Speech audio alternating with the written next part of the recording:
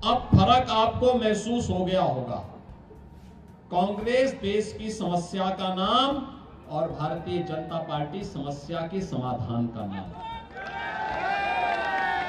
दोनों अंतर फर्क महसूस हो गया ना। और भाइयों बहनों, इसीलिए हम लोग आए हैं।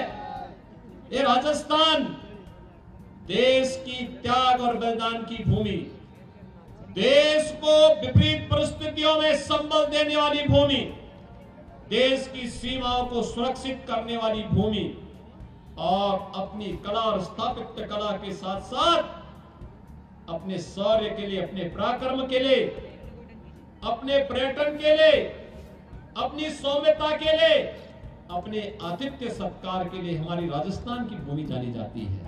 और भाइयों बहनों, इसीलिए आज मैं आपके पास आया हूं आपसे कहने के लिए। मुझे याद है 5 वर्ष पहले भी मुझे यहां पर पूनिया जी के प्रचार के लिए आना पड़ा था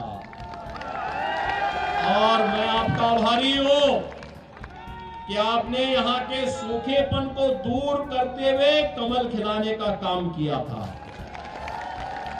भाइयों बहनों, अपनी व्यस्तता के बावजूद, अपने संघर्षों के बावजूद, विपरीत परिस्थितियों में लड़ते हुए भी श्री सतीश पूनिया जी ने आमेर विधानसभा क्षेत्र के लिए जितना विपक्ष में रहते हुए कार्य किया जा सकता था उसको करने का प्रयास किया।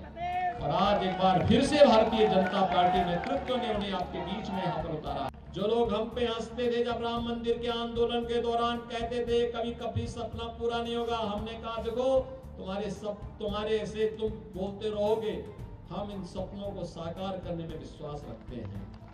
आज मोदी जी के नेतृत्व में अयोध्या में राम मंदिर का निर्माण हो रहा है ना। क्या कांग्रेस कर पाती क्या राम मंदिर का निर्माण? ये तो राम पर विश्वास ही नहीं करते जी। ये तो हमारे प्रभु राम पर ही और भगवान श्री कृष्ण पर ही प्रश्न खड़ा करते हैं। हमारे यहाँ संबोधन में ही राम राम हम कहते हैं। जन्म लेने के साथ राम और जन्म की यात्रा पूरी करने के बाद भी राम के साथ ही हमने जीवन, हमारा जन्म और जीवन दोनों बराबर जुड़ा हुआ है। लेकिन एक कांग्रेसी हमारे अस्तित्व पर प्रश्न खड़ा करने का काम करते हैं। और इसलिए भाइयों बहनों, जो सनातन धर्मावलंबियों के अस्तित्व पर प्रश्न खड़ा करते हो, उनकी स्वयं के अस्तित्व पर प्रश्न खड़ा कर दीजिए।